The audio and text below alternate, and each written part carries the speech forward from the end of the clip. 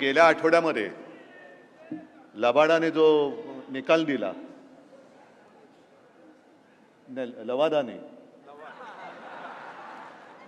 लबाडाने नाही, लवादाने जो निकाल दिला त्याच्या विरुद्ध सुप्रीम कोर्टात गेलेलो आहोत. सुप्रीम कोर्टाकडनं आशा आहेच, ती एक शेवटची आशा असं मानलं तरी सर्वोच्च न्यायालय जे आहे या देशामधल्या लोकशाहीचा मूलभूत घटक तो जनता, त्या न्यायालयात आज आम्ही आलेलो आहोत. कारण देशामध्ये मतदार हा सरकार ठरवत असतो. आणि एक गोष्ट लक्षात घ्या की कदाचित जगामध्ये आपला एकमेव किंवा फार कमी देश असे आहेत की ज्यांनी जनतेने संविधान जनतेच्या चरणी अर्पण केलेलं आहे. म्हणजेच काय की सरकार कोणाचंही असलं तरी सत्ता ही सामान्य जनतेचीच असली पाहिजे. मला कल्पना ही काही जाहीर सभा नाही. बरंचसं जे काही सांगायचं ते व्यवस्थित सांगितलेलं आहे. हा सूर्य हा जयेंद्रथ, आता तरी निकाल मिळाला पाहिजे, न्याय मिळाला पाहिजे. नाहीतर संजय राऊत आपण जे बोललात, पुरावा पुरावा पुरावा की गाढावा, माझं तर आव्हान आहे, नार्वेकरांनी मिंध्यानी माझ्याबरोबर जनतेत जाऊन उभं राहावं. पोलीस प्रोटेक्शन नाही, मी एक सुद्धा पोलीस घेणार नाही सोबत. तसंच मिंध्यानी यावं, नार्वेकरांनी यावं आणि तिथे नार्वेकरांनी सांगावं शिवसेना कोणाची.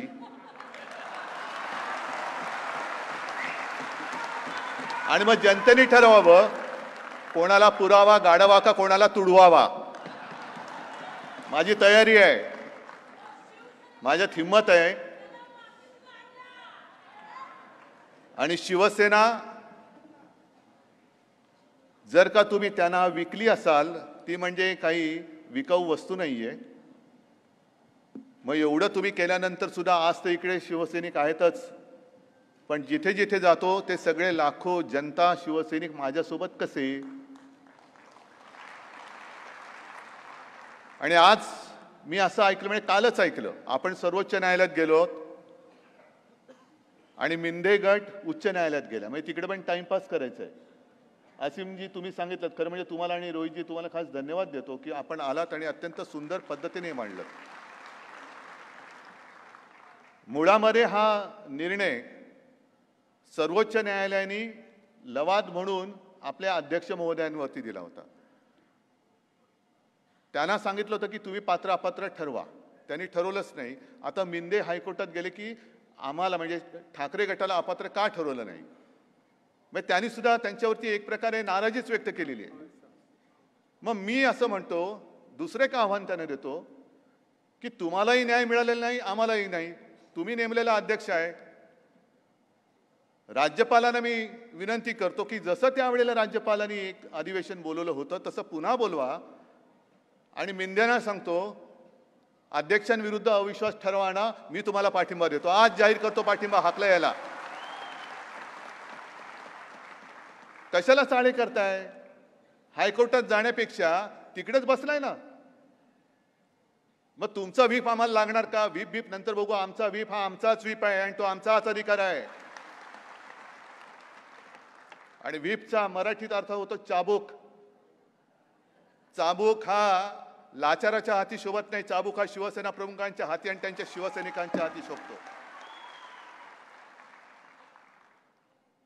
तुम्ही कसले शिवसेनेचे अध्यक्ष होणारे काय लायकी आहे? दुर्दैवाने काय झालेलं, ती सुरेश भटांची कविता आहे ना, गर्दीत गारद्यांच्या सामील रामशास्त्री. संजय राऊत आपण म्हणालात की रामशास्त्री बाणा, तो बाणाच त्या गारद्यांच्या गर्दीत सामील झालेला आहे. आता मेल्याविना मड्याला दुसरा उपाव नाही, म्हणजे उपायच नाही. मग आपण नुसतं मढ म्हणून बघत राहणार का लोकशाहीच्या खुन्यांचं मढ करणार आपण? म्हणजे राजकारणामध्ये एकूणच जी काय थट्टा चाललेली आहे हे सगळं बघितलं ना तुम्ही. घटना नाही, घटना नाही, घटना नाही. मला तर वाटतं अनिल आणि असीमजी, मी म्हणतोय ते बरोबर का चूक सांगा, आपण निवडणूक आयोगावरती एक केस करायला पाहिजे. नाही सांगतो, कारण त्यांनी आपल्याला कामाला लावलं होतं. तुम्हाला सगळ्यांनी मी सांगितलं होतं आणि जवळपास 19,41,41,000 आपण शपथपत्र आणि 100 रुपयाच्या स्टॅम्प पेपरवरती प्रतिज्ञापत्र लिहिली होती. मग निवडणूक आयोग काय त्याच्याकडे गाद्या पुरवल्या नाही? सरकार निवडणूक गाद्या करून झोपलंय त्याच्यावर. एक तर ते स्वीकारा, आमच्या बाजूने आमचा जो हक्क आहे तो आम्हाला द्या, नाही तर आमचे 19,41,000 इंटू किती असतील पैसे आम्हाला परत द्या. हा मोठा घोटाळा आहे, निवडणूक आयोगाचा घोटाळा आहे हा. पैसे सामान्य शिवसैनिकाचे गेलेले आहेत. तिकडे कोणी असे जगातले 2 नंबरचे श्रीमंत आमचे कोणी मित्र नाही आहेत की जे पैसे देतील आणि आम्ही अर्ज भरून घेऊ. ईडी सुद्धा त्यांचाच नोकर आहे, सगळेच नोकर आहेत त्यांचे. मी आता उघडपणाने बोलतो, आणखीन काय करणार आहेत आणि काय करतील? तुम्ही बसलात ना इकडे, बघून घ्याल तुम्ही, मला काय चिंता.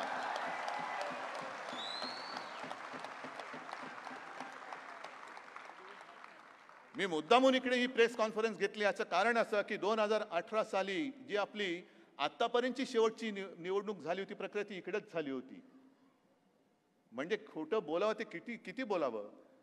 बरं 2013 साली तुम्ही बघितलं कोण कोण होते त्याच्यामध्ये? रामराम गंगाराम पण होते ना त्याच्यात. म्हणजे त्यांनी रामराम केल्या म्हणून रामराम गंगाराम म्हटलं, नाही तर तसं काय मला म्हणायचं नव्हतं. पण ही अशी सगळी नालायक माणसं एकत्र करून तुम्ही आम्हाला गिळायला निघालात. गिळायला निघाले ठीक आहे, उद्या काय होईल बघा. आज कदाचित वाटले तुम्हाला गिळले, उद्याची हालत काय होईल ती तुम्ही बघून घ्या. गिळल्यानंतर पुढे 24 तासांनी काय होतं. आता काही जण मला विचारतात की उद्धव ठाकरे यांनी राजीनामा दिला नसता तर. मी देऊन टाकला राजीनामा, कारण मला सत्तेचा मोह नाही. एका क्षणात वर्षा सोडला आणि एका क्षणामध्ये मी मुख्यमंत्रीपद पण सोडलं, भिरकावून दिलं. मी कायदा वगैरे तो बघत नाही बसलो. मला वाटलं की माझा शिवसैनिक जो शिवसेना प्रमुखांनी शिकवण दिलेली आहे त्या विचाराला, त्या संस्कृतीला मी जागलो आणि मी जागणार. याला म्हणतात शिवसेना प्रमुखांचा विचार. मग असे काही म्हणतात की तुम्ही राजीनामा दिला नसता तर सुप्रीम कोर्टाने असं म्हटलंय की तुम्हाला परत मुख्यमंत्री केलं असतं. अहो बरोबर आहे, पण त्याच्यानंतर सुप्रीम कोर्टाने जे त्यांचं निरीक्षण नोंदवलं ते फार गंभीर आहे. त्यांनी राज्यपाल महोदय म्हणून त्यांचा जो काय दुसरा नोकर इकडे बसवला होता, डोकं काय सगळंच काळ आहे त्यांचं. त्यांनी मुळामध्ये ते अधिवेशन बोलवलं तेच असंविधानिक होतं. म्हणजे सरकारच असंविधानिक बसलेलं आहे तिकडे. माझ्या राजीनाम्याचं काय घेऊन बसलात? राज्यपाल महोदयांनी, म्हणजे राज्यपाल म्हणून कोश्यारी नाही म्हणत मी, त्या खुर्चीचा मान राखतो, संपूर्ण ते कटामध्ये सहभागी झाले. आणि ह्या कटाची सुरुवात ही एक महत्वाचा मुद्दा आहे. जसं असीमजी तुम्ही म्हणालात की उद्धव ठाकरेची लढाई नाहीये ही, फक्त शिवसेनेची लढाई नाहीये ही, संपूर्ण आता जग बघतंय ही लढाई. आता या देशामध्ये लोकशाही जिवंत राहणार आहे की नाही त्याची ही लढाई आहे. ही लढाई आता केवळ लोकशाहीची पण राहिलेली नाहीये. ही लढाई आता या देशामध्ये सुप्रीम कोर्ट अस्तित्वात राहणार आहे का, लवाद त्याच्या डोक्यावर बसणार आहे त्याची ही लढाई आहे. म्हणजे आता सुप्रीम कोर्टाचा आदेश हा सर्वोच्च मानायचा किंवा या लबाडाचा आदेश सर्वोच्च मानायचा, ही लढाई आता उद्या होणार आहे. ठीक आहे, आमच्या पात्र अपात्रतेचा निर्णय आहे तो माझी जनता घेईल. ते म्हणतील त्या दिवशी मी घरी बसेन. पण लोकशाही राहणार आहे की नाही जिवंत, हा महत्वाचा प्रश्न आहे. सर्वोच्च न्यायालयाचं अस्तित्व, त्याचं वर्चस्व, त्यांचा अधिकार. नाहीतर संजय राऊत तुम्ही इकडेच बोलला होतात आपल्या 19 जूनच्या कार्यक्रमामध्ये, कारण तेव्हा तो निकाल दिला होता आणि आपल्याला एक अशी वेडी आशा होती की आता हे सर्वोच्च न्यायालयाने दिलेल्या चौकटीत निकाल देतील, तो त्याने द्यायलाच पाहिजे होता. आणि तुम्ही बोलला होतात की जे कोर्ट असतं ते फाशीची शिक्षा सुनावतं, बरोबर ना असीमजी? पण प्रत्यक्ष अंमलात कोण आणतं? जल्लाद. त्या जल्लादाचं काम या लवादाला दिलं होतं. आणि फाशीसाठी म्हणजे सगळं सुप्रीम कोर्टाने तयार करून दिलं. लवाद म्हणतो मी फाशी कसं देऊ, याच्या जन्माचा दाखलाच नाही. अरे जन्माचा दाखला तपासायला नव्हता सांगितलं त्यांनी, जो गुन्हा केलाय त्याच्याबद्दल त्याला फाशी द्यायला सांगितलं होतं. आणि आणखीन ते निवडणूक आयोग म्हणजे दिव्यच आहे. म्हणजे असं समजा की एखादी व्यक्ती बँकेमध्ये पैसे काढायला गेला पासबुक वगैरे घेऊन, ते म्हणतात तुमचं खातंच नाही आमच्याकडे. अहो मग पासबुक आहे, चेकबुक आहे, आम्हाला नाही माहिती, तुमचं खातंच नाही आमच्याकडे. काय गिळलत तुम्ही आमची घटना गिळून बसलात? म्हणजे हा केवढा मोठा कट आहे. आणि त्या कटाची सुरुवात जी आहे, त्याचं जे मूळ आहे ते तुम्हाला सगळ्यांना लक्षात असेल, आठवत असेल की नाही जरा बघा. कारण गेल्यावर काय मला वाटतं 2022 साली जे पी नड्डा इकडे आले होते. आता त्यांना सुद्धा काय अधिकार आहेत की नाही कल्पना नाही. असा ठराव त्यांच्याकडे झाले की नाही की सर्व अधिकार जे पी नड्डा या अध्यक्षाला दिलेले आहेत की नाही काढा. पण ते असे म्हणाले होते की या देशात आता फक्त एकच पक्ष राहणार, भारतीय जनता पक्ष, बाकी सगळे पक्ष संपून टाकणार. ही त्याची सुरुवात आहे. त्याच्या कटकारस्थानाला तिथून सुरुवात झाली. आणि त्याच्यामध्ये मग ईडी, इन्कम टॅक्स, सीबीआय, निवडणूक आयोग, हे लवाद सगळेजण त्यांचे कटाचे सगळे गार्दी त्यांनी एकत्र केले आणि ते घाव घालायला सुरुवात केली. त्यांनी शिवसेना संपवायचा प्रयत्न करतायत, राष्ट्रवादीचा करतायत. तुम्ही संपूर्ण देशात बघा, सगळीकडे हेच चाललेलं आहे त्यांचं. मग सगळे पक्ष संपून देशात एक पक्ष राहणार हे जर एखाद्या राष्ट्रीय पक्षाच्या सत्ताधारी पक्षाचा अध्यक्ष बोलतो, तर लोकशाहीचा डंका आणि लोकशाहीचं रक्षण करणाऱ्या निवडणूक आयोगाला हे मान्य आहे काय? हे उघड उघड बोलतायत. खेचताय त्याची शेंडी. मी शेंडी बोलतो कारण नड्डा बोलल्यानंतर उगाच चुकीचा अर्थ घेऊ नका कोणी. मी शेंडी बोललो मुद्दा म्हणून. आणि नाहीतरी ते मी तुम्हाला सांगितलं ते शेंडी का बोललो ते त्यांना. पण एखादा अध्यक्ष येऊन उघड उघड बोलतोय की यापुढे देशामध्ये एकच पक्ष राहील, तो म्हणजे भारतीय जनता पक्ष, बाकीचे सगळे पक्ष संपून जातील. आणि आम्हाला असं वाटलं काय लढाई बघू नाही. हे फार घातक पद्धतीने लढाई सुरू झालेली आहे. आणि मला खरंच वाईट ह्या गोष्टीचं वाटतं की रामशास्त्री बाण्याचा उल्लेख तुम्ही केला. ज्या महाराष्ट्रामध्ये रामशास्त्री जन्माला आले, ज्या महाराष्ट्रामध्ये घटना लिहिणारे डॉक्टर बाबासाहेब आंबेडकर जन्माला आले, त्या महाराष्ट्रापासून ह्यांनी लोकशाहीच्या खुनाला सुरुवात केली. ह्याच मातीत तुम्हाला या अवदसा जन्माला आलेली बघावी लागते. ही अवदसा आहे.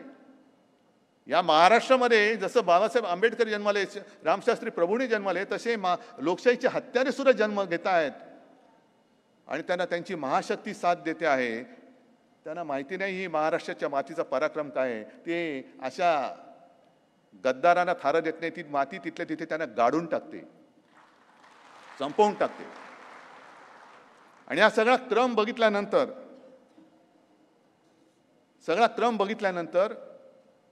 आजचं हे करणं हे फार गरजेचं होतं. कारण आपल्यावरती संशय घेतले गेले. मध्ये कोणीतरी सांगितलं की शिवसेनेने पेपर नीट ठेवले नाहीत. सगळं पेपर आणखीन काय काढायचं, आणखीन काढून तुम्हाला दाखवतो.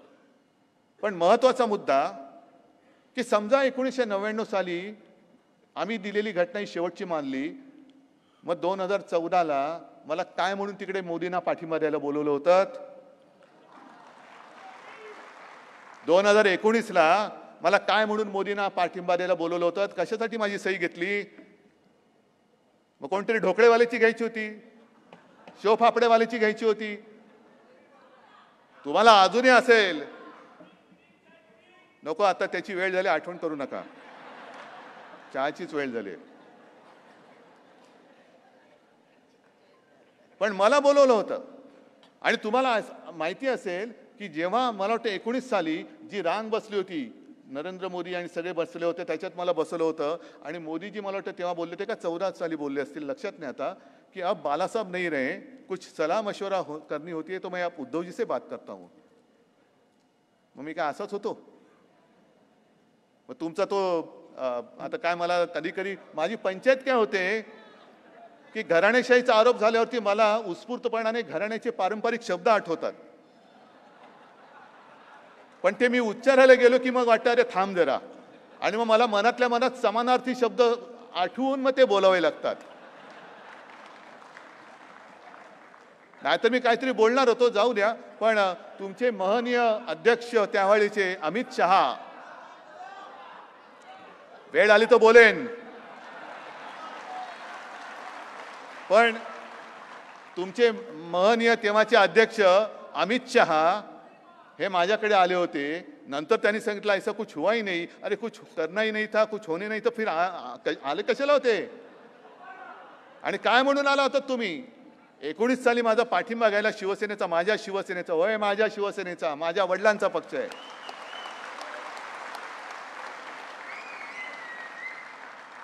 पाठिंबा घ्यायला याला तुम्हाला लाज वाटली नाही. आणि आता तुम्हाला 2014 साली लोकसभेला माझा पाठिंबा तुम्ही म्हणजे मी माझा माझा माझा म्हणजे माझ्या शिवसेनेचा बोलतो, मी नाहीये. मी म्हणजे तुम्ही सगळे आहात. पण माझा पाठिंबा तुम्हाला लागला. 2014ला घेतलात, लोकसभेला घेतलात आणि ऑक्टोबरला युती तोडलीत.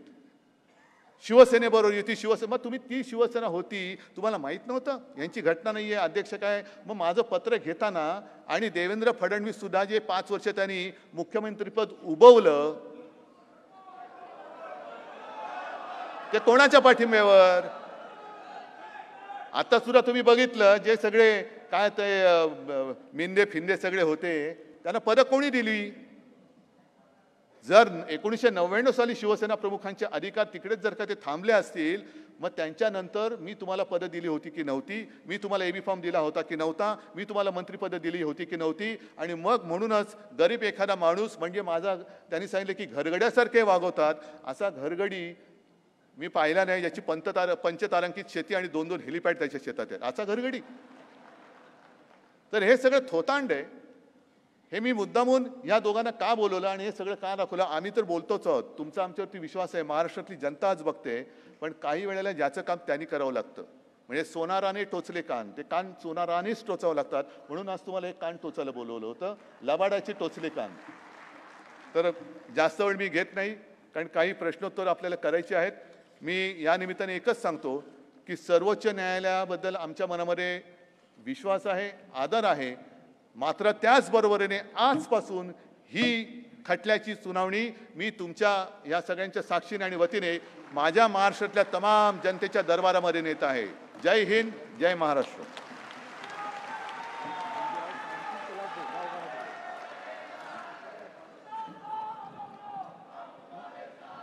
उद्धव साहब, आपने धो डाला.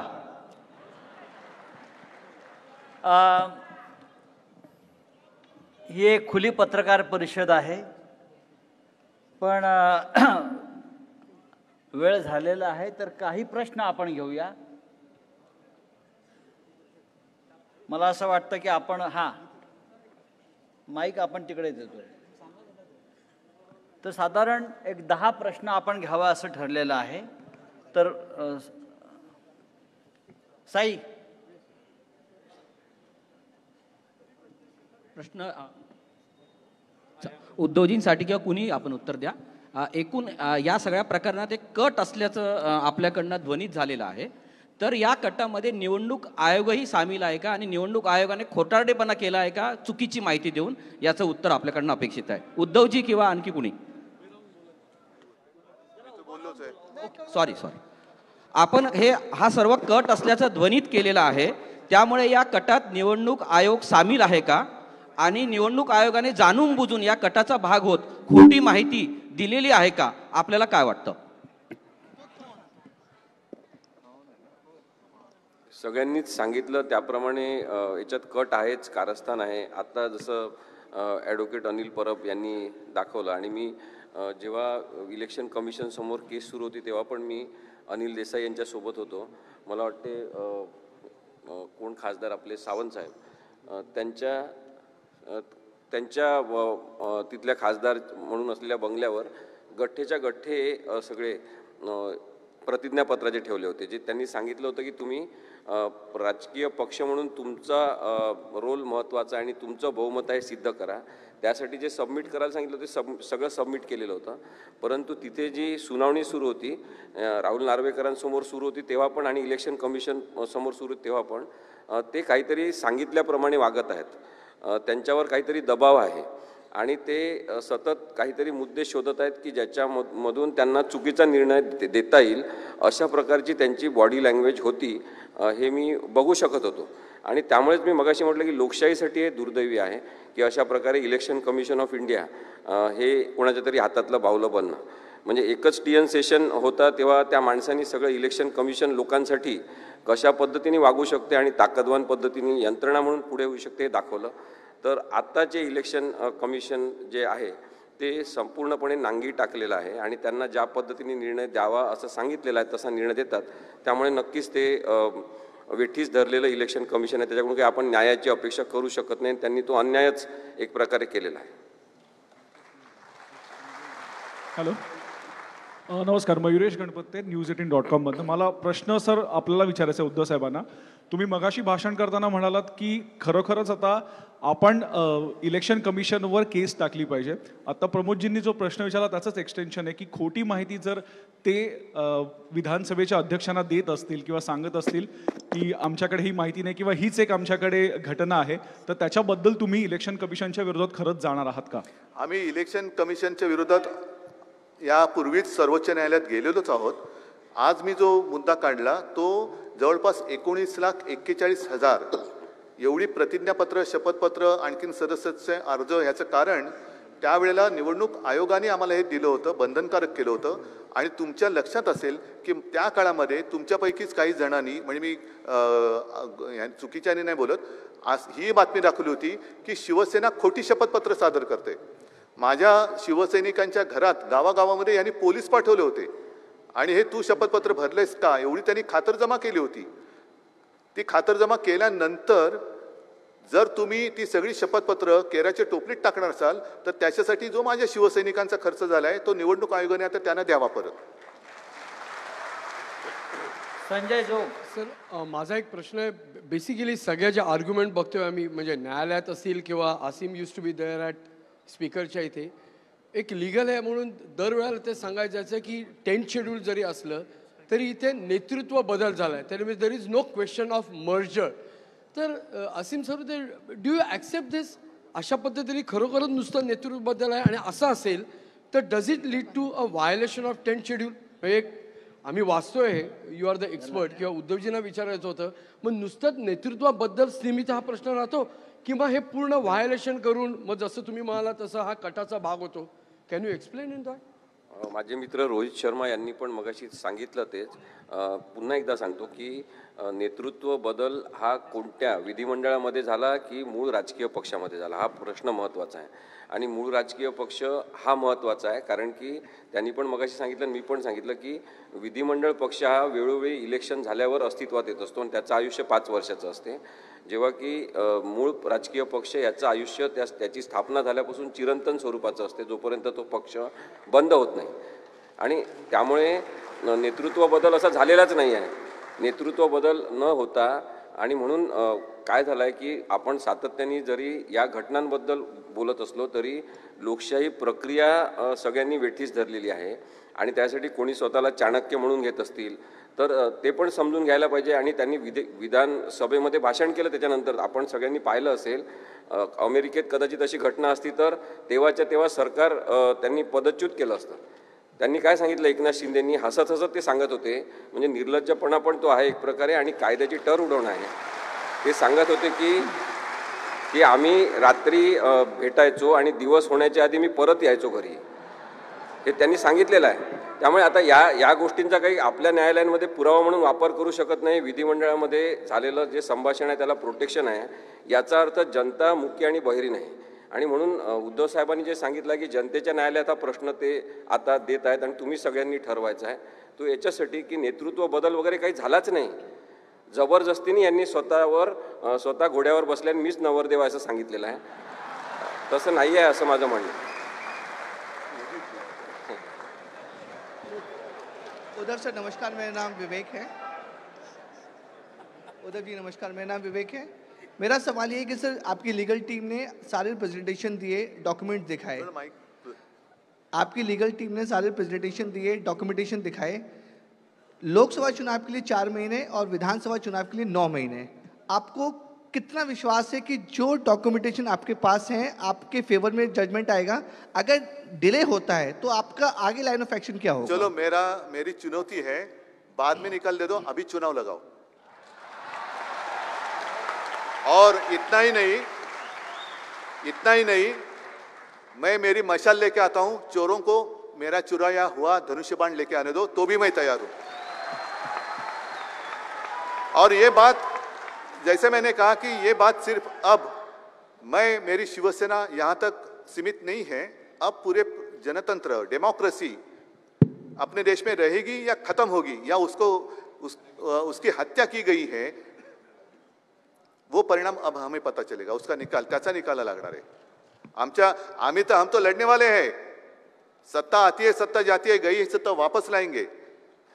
चुनाव का कोई डर नहीं है मुझे, लेकिन हिम्मत होनी चाहिए। जो मुझ में है वो उनमें नहीं है।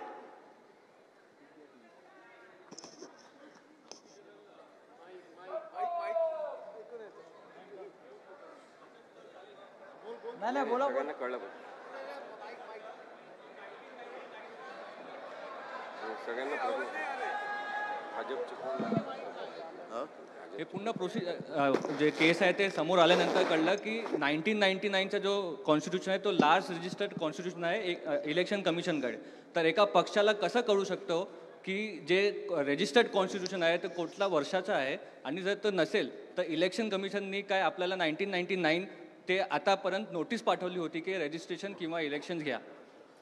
आमचा हाच मुद्दा आहे की 1999ची घटना जर शेवटची त्यांनी मानली असेल तर 99 पासून आजपर्यंत एकतर निवडणूक आयोगाने आम्हाला कधीही नोटीस दिलेली नाही, कारण दर 5 वर्षांनी निवडणूक घ्यावी लागते. 5 वर्षांनी निवडणूक घेतली नाही तर तुमच्या पक्षाची मान्यता रद्द केली जाते, तुम्हाला शोकॉज नोटीस दिली जाते. आजपर्यंत कुठलाही असा पत्रव्यवहार त्यांनी आमच्याशी केला नाही. उलट पक्षी उद्धव साहेबांना पक्षाचे अध्यक्ष म्हणून त्यांनी वारंवार आपल्या पत्रामध्ये त्याची नोंद केलेली आहे. कायद्याप्रमाणे जर कुठल्या गोष्टीची पूर्तता झाली नसेल तर कायदेशीर त्याला शोकॉज नोटीस द्यावी लागते, उत्तर मागवावं लागतं. गेल्या एवढ्या वर्षामध्ये 99 पासून ते आजपर्यंत आम्हाला एकही शोकॉज नोटीस नाही, आम्हाला कधी विचारणा करून गेली नाही. किंबहुना आम्हाला ए फॉर्म बी फॉर्म जे पक्षाला मान्यता म्हणून दिले जातात ते दिले गेले. त्याच्यावरती आमचे 19 खासदार निवडून आले, त्याच्यावरती आमचे पहिल्यांदा 63 आमदार निवडून आले, दुसऱ्या वेळेला आमचे 55 आमदार निवडून आले. त्यांना मान्यता दिली गेली. उद्धव साहेबांनी जो पाठिंबा दिला त्याला राष्ट्रपतींनी मान्यता दिली. एवढं सगळं झालं तरी देखील आम्हाला कधीही विचारलं गेलं नाही की तुमचा पक्ष रजिस्टर नाही किंवा तुमच्या पक्षाने कागदपत्रांची पूर्तता केलेली नाही. उद्धवजी, माझा प्रश्न तुम्हाला आहे. जनतेचं न्यायालय, जनता न्यायालय म्हणून तुम्ही या ठिकाणी म्हणताय, जनतेपर्यंत पोहोचण्याचा प्रयत्न करताय, पण लोकसभेच्या निवडणूक आहे की एकीकडे निकाल जो आहे तो जनतेपर्यंत पोहोचवण्याचा प्रयत्न होतोय तर दुसरीकडे लोकसभेच्या निवडणूक आहेत. दोन्ही आव्हानं कशी वक्र प्रकारे पेलली जाणार आहेत? कशा प्रकारे म्हणजे शेवटी जनतेचं न्यायालय हे निवडणुकाच्या माध्यमातूनच निकाल देत असतं. आणि म्हणून जनतेला कळलं पाहिजे की आपल्या देशामध्ये जो मी मगाशी उल्लेख केला संविधानाचा, की ह्या देशातली घटना ही जनतेने जनतेसाठी केलेली आहे. आणि म्हणून सरकार कोणाचंही जरी असलं तरी सत्ता ही सर्वसामान्य जनतेचीच असली पाहिजे. अधिकार त्याच्यावरती सामान्य जनतेचा असला पाहिजे. एकाधिकारशाही असता कामा नये. उद्धव साहेब, पूर्वा चिटणीस द प्रिंट. पहिलं गव्हर्नर, नंतर इलेक्शन कमिशन, मग स्पीकर, हे सगळे कॉन्स्टिट्युशनल पोस्टवर असून सुद्धा तुम्ही सांगता तुम्हाला त्यांच्याकडून न्याय नाही मिळाला. आता तुम्ही सुप्रीम कोर्टाकडून किती अपेक्षा ठेवतात आणि तुमचा भरोसा आहे का म्हणूनच तुम्ही जनताच्या न्यायालयात आला? माझा भरोसा आहे का ह्या प्रश्न विचारण्यामध्ये तुमचा भरोसा सुप्रीम कोर्टावर आहे का? उद्धव जी, जो शिवसेना के साथ हुआ, एनसीपी के साथ हुआ, उसको ये और जिस तरह का फैसला स्पीकर ने दिया, इसके पहले चुनाव आयोग ने दिया, ये केस लॉ बन सकता है अगर भविष्य में कभी ऐसी घटनाएं किसी अन्य दल के साथ होती है तो? और क्या इस संदर्भ में आपने इंडिया के साथी दलों से बातचीत की है, क्योंकि देश भर में इसे दोहराया जा सकता है, इस तरह का जो है बातें चल रही है, तो क्या साथी दलों से आपकी बातचीत हुई है? जब आपकी ज्वाइंट रैलीज होगी क्या उसमें यह मुद्दा उठाया जाएगा? इंडिया में जितने हमारे साथी हैं वो देशभक्त है, और आप सभी जानते हो हर एक पार्टी को जो भाजप के साथ नहीं है, जैसे शिवसेना है, राष्ट्रवादी है, वहाँ स्टालिन है, ममता दीदी है, सोरेन है, अरविंद केजरीवाल जी है, सबको ये परेशान कर रहे हैं. और यहाँ तक बात कह रहे हैं कि शायद केजरीवाल जी और सोरेन जी को कुछ भी मतलब अरेस्ट कर सकते. तो ये तो अब माहौल है, सब लोग समझ गए हैं. और मुझे नहीं लगता कि और कुछ शब्दों में इसका वर्णन करना चाहिए. दीपा कदम, सकाळ पेपर. मागच्या 1.5 वर्षांमध्ये जे राजकीय घडामोडी होत आहे, शिवसेनेसारखा प्रादेशिक पक्ष ज्यामध्ये इतके मोठ्या प्रमाणात फूट पडली, तुम्ही व्यक्तिशः याच्यातून काय धडा घेतलात एक पक्षप्रमुख म्हणून आणि आदित्य ठाकरेंचे वडील म्हणून तुम्ही त्यांना काय सल्ला देणार आहात? तुम्ही कुठल्या प्रकारच्या चुका टाळायला पाहिजे? त्याहीपेक्षा आधी शिवसेना प्रमुखांचा पुत्र म्हणून. हा, तर तुम्ही याच्यातून काय धडा घेतलेला आहे? म्हणून मला असं वाटतं की 2013चा जो एक निवडणूक प्रक्रियेचा एक भाग आपल्याला दाखवला, आता मला अजिबात काही वाटत नाही, भीती वगैरे अजिबात नाही, कारण आता मी लढायला उतरलेलो आहे. मात्र 2013 साली ज्या वेळेला राष्ट्रीय कार्यकारिणीने पक्षप्रमुख पदाची जबाबदारी माझ्यावर सोपवली, त्यावेळेला माझ्या मनामध्ये साहजिकच आहे, दुःखही होतंच, कारण शिवसेना प्रमुख त्यांच्यानंतर ती पहिली राष्ट्रीय कार्यकारिणी होत होती आणि 45 वर्ष 46 वर्ष जी जबाबदारी शिवसेना प्रमुखांनी सांभाळली होती ती माझ्यावर सोपवली गेली होती. तेव्हा माझ्यावरती एक वेगळा तणाव नक्कीच होता, दुःख पण होतं आणि तो क्षण माझ्यासाठी फार महत्त्वाचा होता. आता शेवटी आपण म्हणतो ना, कृष्णाने अर्जुनाला गीता सांगितली, गीतेचं सारांश मी एका वाक्यात सांगतो की जेव्हा धर्मयुद्ध असतं, युद्ध असतं, तेव्हा समोर असेल तो शत्रू, सोबत असेल तो मित्र.